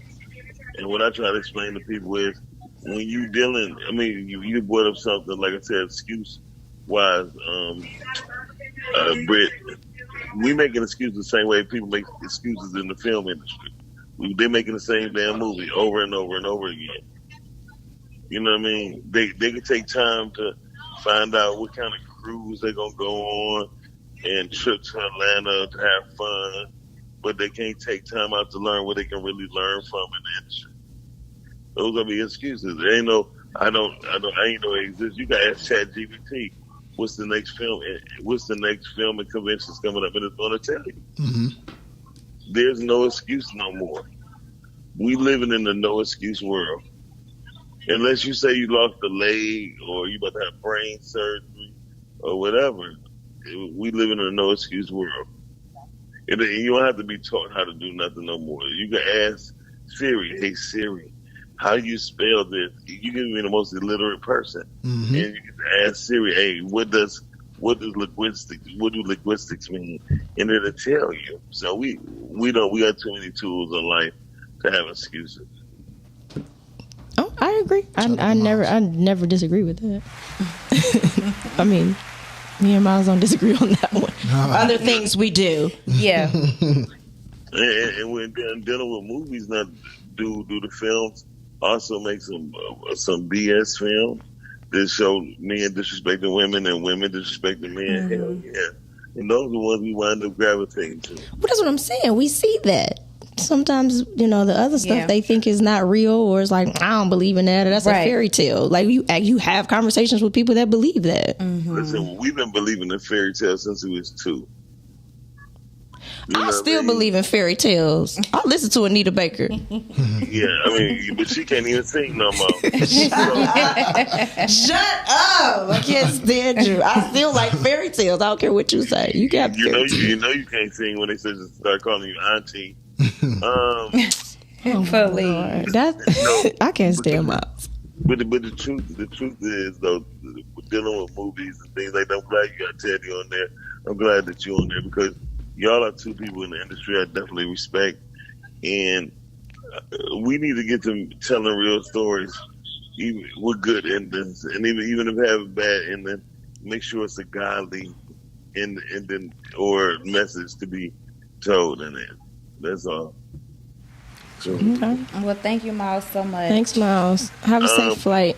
most Yes. definitely. Hey, Teddy. Yes, sir. Let's see, can we get you and your wife on one of these shows? We talk about love, marriage, and all that. That's for sure. And how to do it. Yeah. Yes. Yeah. Show up Yeah, every we day do and it. make a decision. Yeah. That's simple. I agree with you at 100%. That's the whole show right there. That's what I was taught. We doing it this month. So get with Shani and see what we can book. I prefer. Yeah, Shani already know what we talking about. So I'm gonna see if I'm gonna show up to the party. I'm changing my mind about love. I made a decision. It's gonna be your year. Look, it's gonna be your year. I don't give received up, that. No. Somebody who's too scared to even say something to you. He like a female version of Shani. Yeah. We'll talk about that later. But he like more than chicken tenders. All right, then, y'all. I'm out. Bye, Miles. All right, I can't Miles. stand you. See you soon. Bye. I'll send you the number. How you gonna go? He got up out of there quick. Okay, bye. Come and destroy our party. We got a video? We do. Okay, we're gonna go to a video and then we're gonna come right back. You were checking out the Rise and Grind Morning Show. How does social media impact the love life nowadays too, man? Ain't no love life. Damn. Look, if you already married and you've been married a minute, save it. Yeah. Keep it. Yeah. Ain't no need to see all these divorces and shit you see, all Come this on. shit be going on with people. That shit comes from people not being or knowing who they are. Like, you supposed to know that I'm not ready. This is not gonna work. Yeah. But you know why they doing it? What? Because they want to be couple goals, or they want to be a goddamn. Goals. They want to get the streams and the likes and shit Yeah. on. Niggas hate the hell out of each other. Bruh, can't stand them motherfuckers. Yeah. But I've been seeing this shit for so long. That's why I never Yeah. went that route. Yeah. Bitch, you not finna fake love me. Ooh. Oh, fake love. You ain't finna fake Come love on, me, bitch. Come on. You Come feel on. Don't fake love me. And I would let you think that you're fake loving me. Yeah. Until your ass find out that, bitch, you wasn't no love here in the first place. Love don't live here no more. Yeah, so you gotta be careful. Like, first of all, bro, you gotta know the game. Yeah. With anything, you gotta know the game, especially when you out here and you ain't got a wife and you gotta make 'Cause sure that's you what I'm picking. saying. You gotta make sure you That's picking my the right whole point one, when we bro. talk about what we talked about earlier.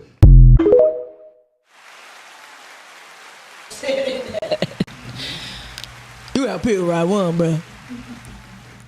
Anyways, welcome back. How'd y'all feel about that video? You have something to say about? Well, you're the married one at the table, so is there a right? Like, how do you know what to pick right? How do you know when you're picking right? I mean, for starters, you don't pick. For starters, Okay. let me reframe that. You pick yourself because you have to choose to be who you need to be. So before I met my wife, I chose to be a husband. I made that decision that, hey, I'm going to work on myself, correct myself, and make myself a valuable husband for the woman who finds this situation. And then me and my wife ended up finding each other by the grace of God. I told you, we had been in the same space for years and never actually crossed paths. So you believe that you needed to be a husband first before you can be before you meet a wife. Absolutely. Like, my wife was a wife before she met me. I believe women usually are wives before Yeah. they're Men have met. the same- no different for the man. I have to choose to be a husband before I meet my woman. That's interesting that you say that because biblically it doesn't say that. It talks about the wife always. It doesn't necessarily talk about the husband. And I wish Miles was here because he believes that you grow into becoming a husband, but you say It's the that same you thing. make the okay. It's the same thing. You have to go through something enough to make a decision or be bred into that, which is still you making a decision, or you not being bred into that and not having those examples. Like, I never had those examples, but I made the decision that I wanted to be a good man. I wanted to be a good husband. I want to be a good father. Like, Ice Cube said it, and this is, his famous quote right now. How y'all been together for 32 years? Because we want to be. I believe that. I believe We it. wake up every day and make a choice that this is where we're going to be every day. I believe it. I believe if you're with somebody, that's who you want to be with. Like me, and again, I told you, I talk to my wife directly and clean and straight up. I can go out and cheat if I wanted to. I choose to take my ass home. I That's your choose not to decision. step out. She Yeah. could do the exact same thing. She chooses to come in the house. She chooses to do everything she does.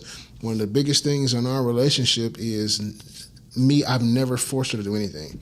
I don't believe that you should have to force anybody to do anything. We have to make the decisions to do the things that we're doing. That way it's natural, it's actually authentic and genuine. Like, that's another thing too that you've mentioned that I can tell you have in your relationship is trust, right? And we got so much. It's so interesting because I was having this conversation the other day, and I was talking to someone. I was like, "You trust your husband, and he trusts you. You guys do not give each other a reason not to trust." I said, "That's beautiful, and that's why you're free in your marriage because you guys trust each other." And I think that's just so important because a lot of people just don't trust. That comes with you knowing yourself, though. But I was going to take it right back to that's how I believe you pick, right? You pick you first. And then that's how you're able to kind of pick what works for you. And it goes back to knowing you. And I said it on Todd's show. Even you can say because you're married. I do believe that marriage is a mirror, it's a reflection of you. Everything points back to you. Why am I feeling this way? Why am I doing? Because I'm sure you get upset with your wife, and sometimes it's not even her; it's you and what you're dealing with. So I believe the best marriages work when you are better with you. Well, I hold men to a higher standard regardless. Okay. Like I feel like it's all of our fault one way or the other. You think so? Absolutely. Like there's if we go biblically, yeah. There's no relationship or there's nothing that happens in a man's life that's not his fault. Like we want to be honest with that. If somebody screws you over, it's your fault. You chose to put that person in your life, or you chose to trust that person to put them in a position for them to screw you over. Gotcha. Whatever the case may be. If you got your heart broke by that girl, you probably shouldn't have been pursuing her anyway because you knew she for the streets. You see what I'm saying? Everything you know what I'm saying? Like everything, it kind of points back to us. There's no situation that happens in a man's life. If you're broke, you're choosing to be broke. It's perfectly fine. You've made a decision somewhere along the line. Maybe you did it unconsciously and unknowingly, but you still made the decision. So you have to take the responsibility. I wrote a whole book on responsibility for men. That has yet to come out yet. I was gonna say, is that out yet? I'm being patient for that one. You being patient? That one is going to be, a rock star. But do you think it's also about timing for that one too, because not a lot of men are ready to hear this conversation. That was my next question. Do you think men are ready to hear No. that? Because it seems sometimes like some men, it doesn't seem like they're in a space of hearing that the responsibility part. Because that's you having to take accountability for you. Like everything that happens is because of you.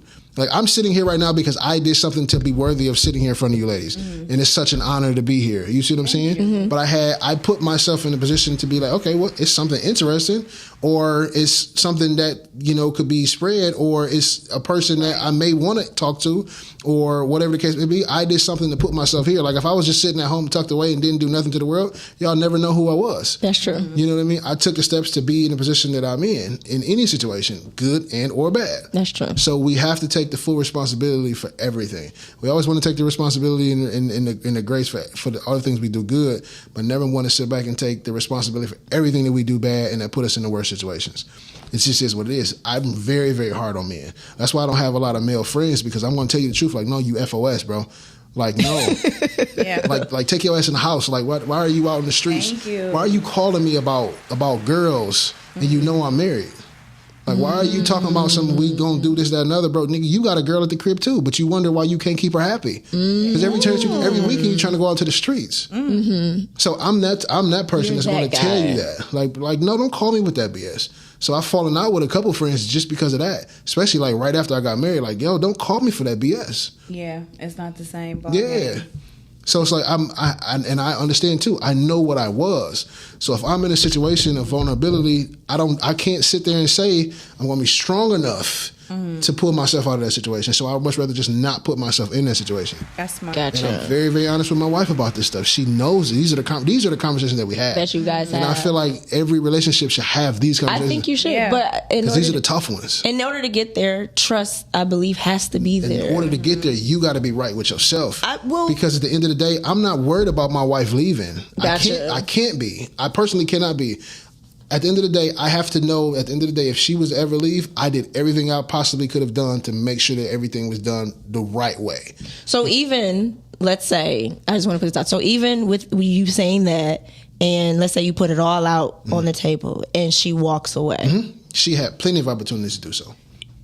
let's say I'm talking about just from day one. Yeah, for sure. For day one, you guys weren't married and you had put yourself out there and all that stuff was done, you would be okay with that because you put you out there is what you're saying. I never would have known what it would have become, so I would have had no choice but to be okay with Gotcha. it. I wouldn't know what today looks like if she had a walk. So is it fair to say, because I believe that is a risk that you have to take, and I believe that relationships and love and all of that, it's a risk, and I believe you have to be willing to take that risk. Every time you make an investment, it's a risk. It's a risk, right? Yeah. And I agree with what you said as far as having you together, because at the end of the day, if that was the case and it didn't work out, you did your part. Absolutely. And you could walk away knowing that you did everything that you needed to do for you. So I definitely respect that. And I do think maybe people need to start approaching it that way. Yeah, but so it goes back to you and having you together and making the decision for yourself. Don't get me wrong though either. It's one of those things where you do kind of have to mature into.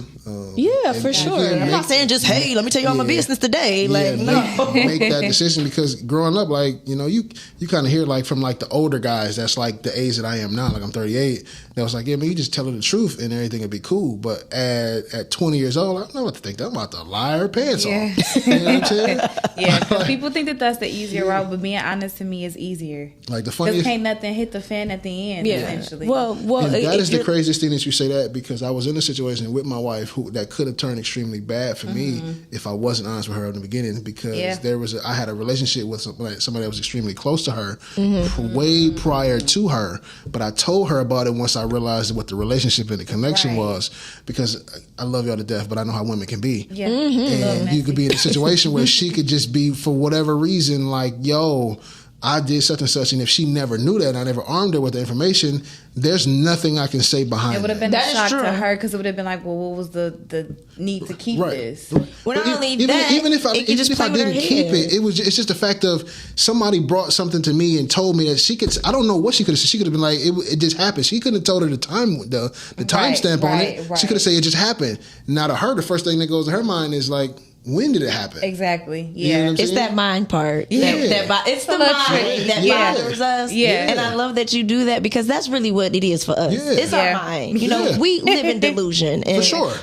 I got three girls. I got three daughters. And I tell people on the show all the time, like, I work to stay out of delusion. You know what I mean? I have to do a lot of self-talks before I really, like, wait a minute, let me get myself together. And then I don't want to go talk to another delusional person. You know what I'm saying? I got to get myself together first, because sometimes our mind can play tricks on us. Yes. So I took out all of the questions. guesswork. Yes. I took all that out of it, and made it to where she can just focus on what's in front of her and not have to focus on anything else. Like literally, there's nothing that you can go tell my wife that she don't know. And if it is something that you can go tell her that you may know, then at the end of the day, it kind of like, I trust him enough to know, like, yeah, it may just slipped his mind. He didn't tell me that particular situation. Right. He's told me so much. I'm talking about we've been through some stuff. Yeah. Like I had a girl drop a whole baby on me. Like, so the first 6 months of our relationship was like event after event after event. And that first 6 months, a girl dropped a baby on me and told me she was pregnant by me. No way possible, right? Mm-hmm. The G shit that my wife did was, all right, we're going to wait and see what happens. Right. And don't get me wrong, she didn't say that off the rip. It took her a second to go back and think about it, like if it was worth it. But she was like, you know what, we're going to see what happens. Come to find out, the girl calls back. It was February 2019. The girl calls back, was like, yeah, I just missed you, and I just didn't want to see you happy with somebody else. Say less, fam. Okay. So you about to come over here and try to mess up with us? But that just made the significance of why they weren't a thing. Yeah. Because you're just lying. I can't make this up. So can I ask you a question? Let me ask you this. Do you have to process something first before you go tell your wife, or you immediately go? I used to. Okay. I used to, and I still do to a degree now. Okay. But we have the relationship now where it's a space where I can go to her and tell her what's on my mind, and it's also a space where I have to go to and tell her what's going on. Mm-hmm. Because now if I don't tell her, then now it's kind of like I give her a reason to question everything else. Okay. So I have to say, hey, this is how I'm feeling. Like, yo, I'm and I'll be 1,000% with you on everything right now. I even go to my wife and say, hey, yo, I'm not gonna lie to you. I'm in this space, like, I'm kind of having like lustful urges, and you know what I mean. Like real. we have those conversations. Yeah. I feel like that's been a huge benefit to us because that gives her also an opportunity to make the corrections Right. or whatever the case may be, and we go from there. But if I just say, "Yo, this is how I'm feeling," for whatever reason, and I just go act on it, then now I kind of take her power away from her and embarrass her, potentially embarrass her, stuff like that. So I don't ever want to put her in that position, in that situation. So I man up and say, "Yo, like this is kind of how I'm feeling." Like Nice. it was one day I was working at a salon out in Southfield. And I'm talking about it was every Barbie that you can ever think of was coming through that door that day. I said, babe, I'm not gonna lie to you. Today's one of them days. Yeah. Like, and they keep popping their head in my room. Like, I don't know what it was about this day. Like every one of them would pop their head in my room. Hey, how you doing? Blah, blah, blah. One of them was like, you hungry? I said, I'm about to call my wife. I'm okay, thank you. Yeah, I'm calling my wife. I said, babe, you need to come up here right now. I'm sorry. I'm sorry, it's lunchtime. But at least you did that, At least, though. yeah, you're Legit. honest Because about some it. dudes will be like, hey, I'll take that lunch, and then still, no. So. Well, even the fact that your wife can receive that you Absolutely. even say Yeah. that That's the other part. That's just deep. as a woman, you Yeah. know, just to hear it, it's like, well, wait a That's minute. deep. But for her to say, you know Not what, take it it's not personally. me. Yeah. You know, that's mature and is dope that you Yeah. can do that. That That's also trust. is That is trust. that's also It's trust. comes from me telling her what I was. Which, okay. You know what I mean? Like she has a deep understanding of what I was prior to her. So in her mind now it makes sense. Right. But the beauty is that she's not internalizing it Right. and saying, "Oh my goodness, this is me. I gotta do this. I gotta do this." She's like, I understand my husband. So for him to have the strength to come to me and say that to her, it's like it's honor to her. Like, yo, I'm Yeah. honored that he actually came to me and said that because I know for a fact that he would go left if he, chose to do so. So I take pride in that being the foundation That's of our real. relationship. So That is real. That's a real relationship, not just the goals and the pictures. No, and I feel matching like outfits. I feel like that's trust, and you definitely you guys are living it and walking it out. Yeah. You know Yeah. what I mean? And you're not really hearing that Yeah. or seeing that. I know a few people that have a similar relationship like you, and that's what I said. It's trust, and it is a beautiful thing to see. So I definitely love that. And again, it goes back to self.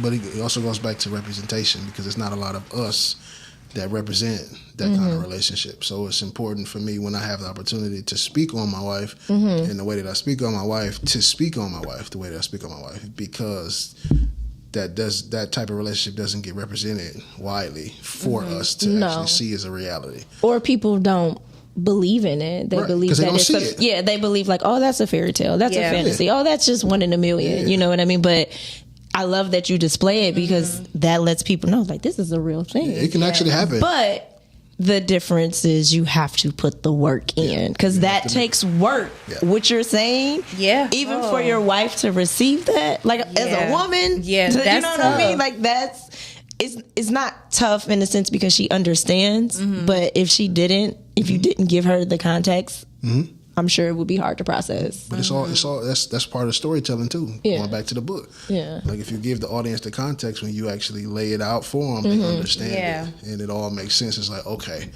I understand why he or she is doing what he or she is doing. They don't have to tell me. I understand this because I've been given enough information to actually think for myself and actually, fully take on the story. So, And that goes going back to into- directing your dreams. Yeah, and character development. Character development, That's where all that comes. Like you said, my why, Yes, the work.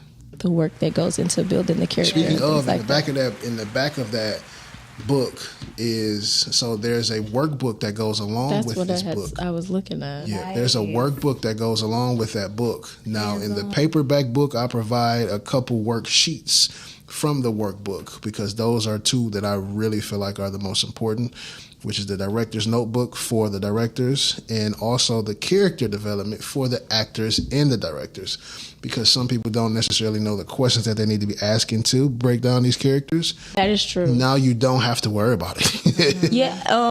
Another thing I learned too when you're reading for character development, when you're reading a script, read what the other characters are saying about your character. That gives you a little bit of the insight of who your character Context is. clues. Yeah.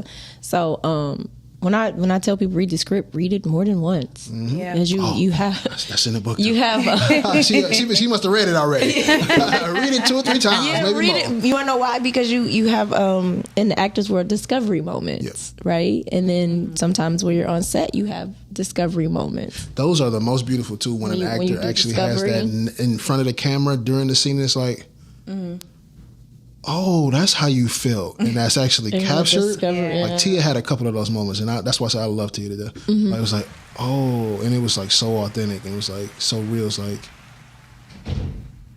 and you know, she just stayed into that moment, stayed into that character, and just let it be. Yeah. Like, yo, Tia's probably one of the best actresses that I've worked with to this day. Nice. So I love her. Shout out to Tia. Tia. That's what's up. Yeah. Having those real moments, and I feel like that's what some movies are missing today. They don't make you feel anything. Like I didn't feel anything. Yeah. I didn't. Well, they don't have to miss it no more because all they gotta do is go get directing your dreams. Yes, because that's what made you fall in love with the movies and the whole process. For class. It made you feel something, Yep. right? Like even when I tell people when they do the sex scenes, I'm like, why? Yeah. It wasn't necessary. I didn't feel anything. We can go down a rabbit hole with that one. Yeah, I didn't feel nothing. I was distracted. You know what I mean? Like, so thank you for writing this book. Go get directing your get dreams this on my book. website, On your website. www.iampraynova.com, It's praenova.com. also on Amazon. Yeah, if you go to my website, it's going to take you straight to Amazon. And how much? The paperbacks are going to be $25 and the ebooks are going to be $15. And you could get that today. Yeah. Like right now. Yep. Right now. Yes, indeed. Okay. We're going to go ahead and go to another video. Go get the book. Go get I the am book. going to, let me get up out of here. All of what is portrayed within our movies and within our media of what life is supposed to look like forever and ever. I think that through all of that influence, we have, without even recognizing it most of the time, we have a expectation or an imagery of what we want our partner to be. And we put that expectation on them. And then when they don't live up to it, we get disappointed and then we withdraw. And it's that expectation has come from everything that we're talking about. It's what has been subtly trickled into our psyche to believe reality to be. And it's not. What reality is the person that stands before you. You are you. You can only be you, and for me to put an expectation on you to be something else that is in my head is setting myself up for failure, and it is also demising our relationship. It's devaluing you as a person, and it's going to essentially tear us apart because I'm always going to be disappointed because in my mind you should be here when in reality you're there. So that kind of like seeing the potential in somebody and they're just not reaching it. So you're hoping that I'm going to be somebody that I'm not. Yes. So you're almost in love with somebody who doesn't exist. Right. Social media has created this whole illusion of options that people have now, as well as unrealistic expectations because you're seeing things that aren't reality. You got women seeing these women be given lavish gifts and trips and all this stuff. And now they're looking at their man like, well, you ain't take me nowhere all year. What's going on, right? You got men looking at their girl that can't live up to the standard of the IG model or whatever and not being able to appreciate what's in front of him. You got a lot of people just getting lost in what they're seeing online, and it's distorting again people's perception of reality and how they approach dating and relationships. But I also think that the internet takes advantage of people's emotional state. And so with that, with now TikTok and Reels and little short clips, people are getting triggered and falling into the trap of just this clip that's completely out of context. But you take it out of context properly, you can create a whole new narrative. And now people run with that and push that, and again just creates more chaos and nonsense in the dating world.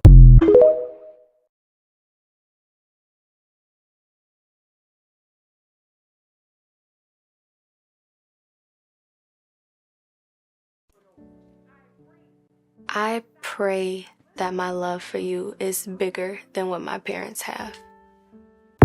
So you must be my daughter's new friend? Candy, let me ask you a question. Oh, so this him? This the man that comforts you more than me? Mama, like daddy. That's not fair.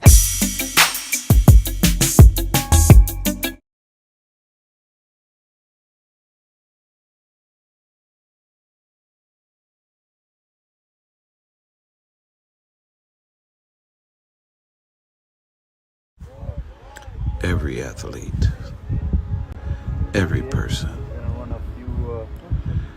every human being has an opportunity. Some opportunities don't come when you want them. But if you're prepared, good opportunities can happen. Always be ready, because you never know when your number is gonna get called. I'm not coming back. Emmy Apparel, encourage me, I'm young. Emmy Apparel, encourage me, I'm young.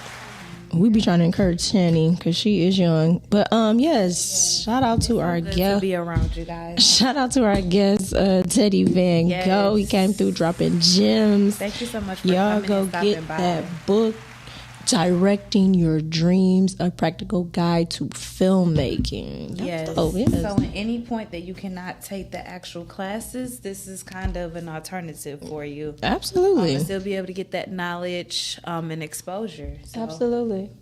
Hey. No. No. Look, I'm like, what's going on? It's a You want to come in and give us your expertise on what? Relationships? If I had some expertise, maybe I'd have it. No. So the topic is how movies, music, and social media shape our expectations of love. Do you think that plays a part in that? We want to hear from the doctor's perspective, the doctor view on it. We have Dr. Sabrina in the building with us, ladies and gentlemen.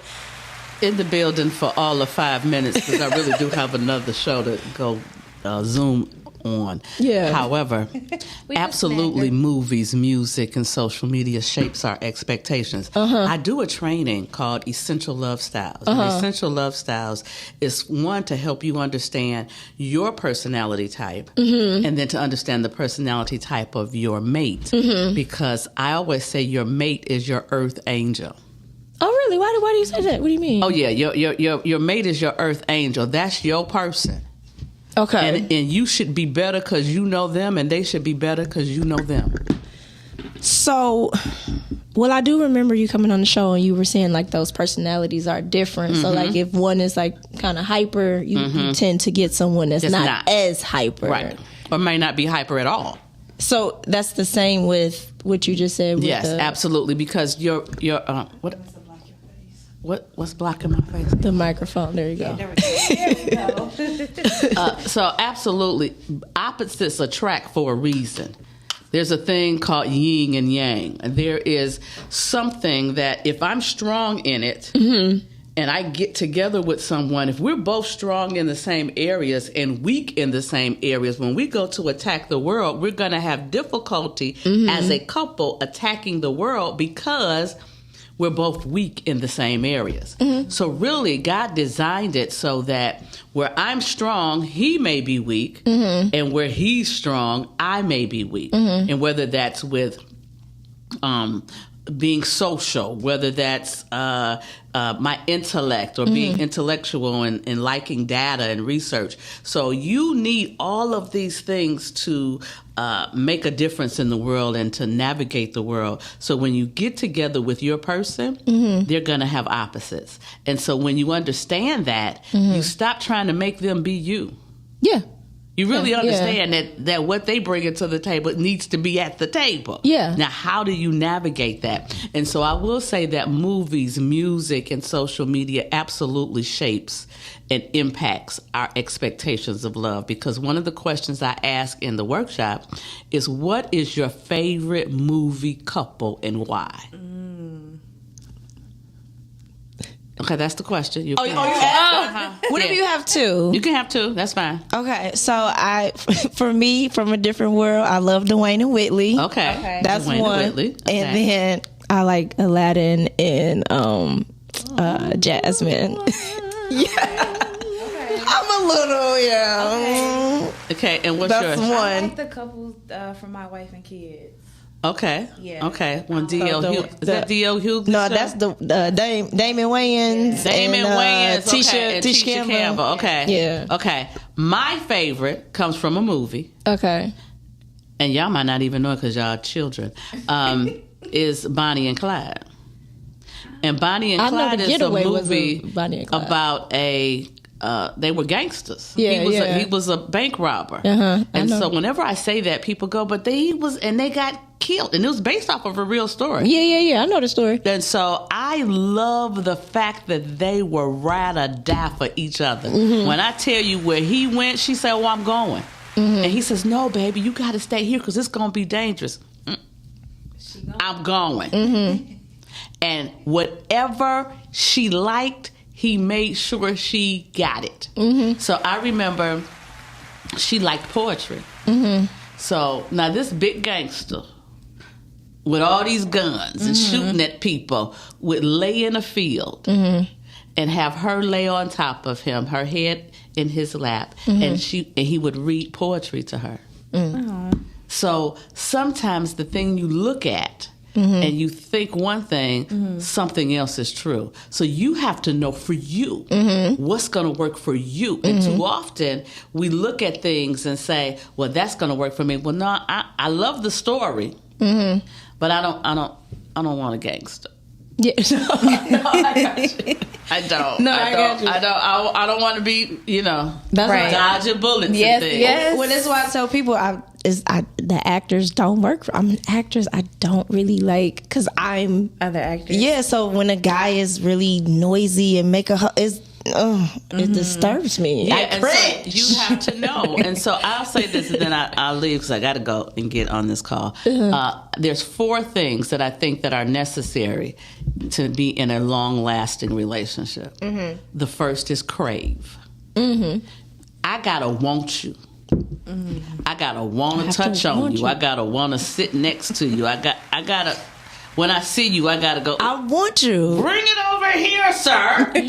I want it. I need to be stopped right now. What? I need to be stopped. Yes. I keep telling people Crave. that. You gotta have it. The second is connection.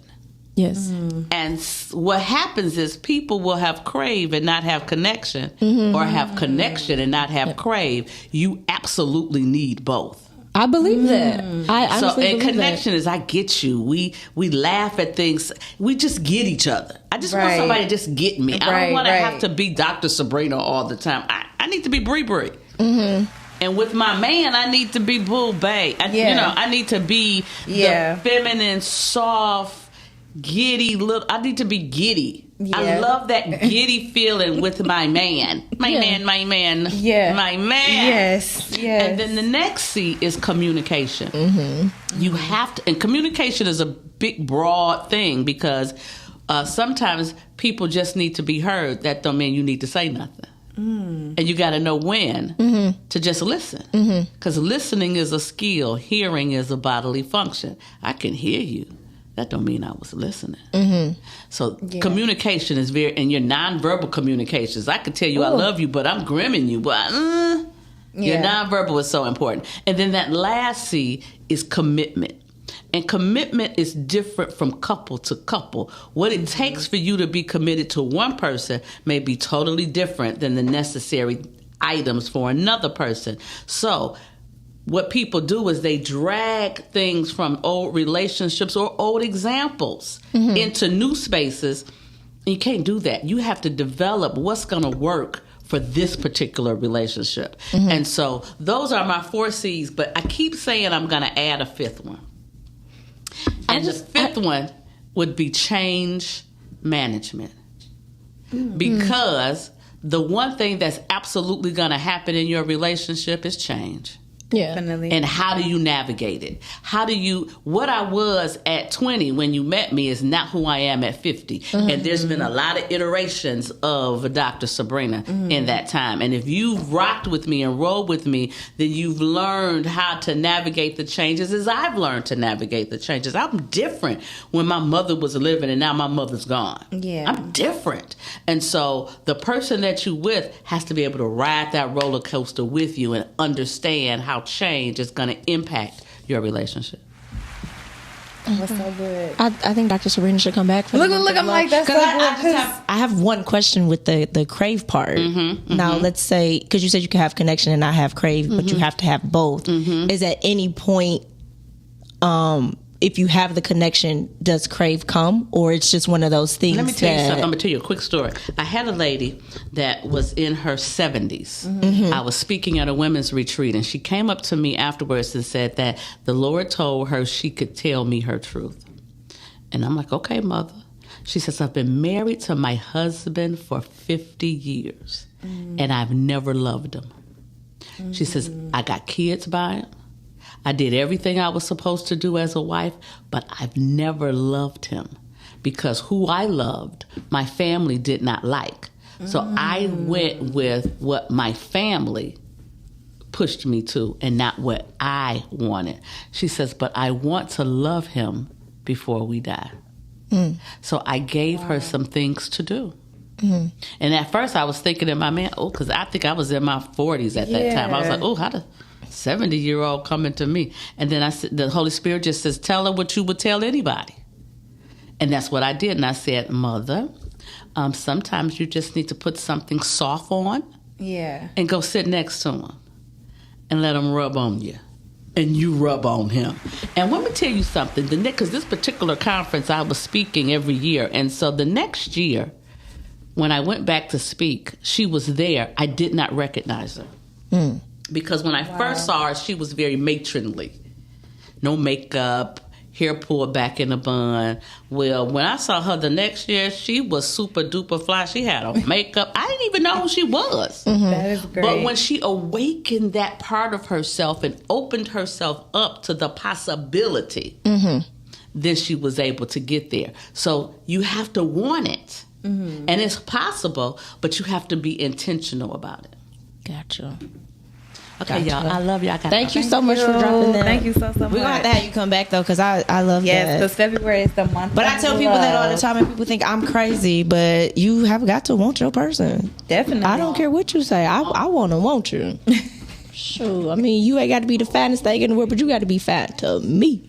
Yeah. I want you. I want to talk to you. I want to look at you. I want to touch you. Say the whole nine. The whole nine. Yeah, because you have to think about it, especially if it's going to be for years upon years. I have to be in your presence. I have to spend time with you. I gotta. Yeah. I need to want to look at you. Okay. I'm not the person that's like, oh yeah, he got to be fine. Right. No, I have to look at you. You ain't got to be the finest thing in the world, but you got to be fine to me. That's what makes you all can be of that ugly difference. to everybody else, but he fine to me. That's even better. You say.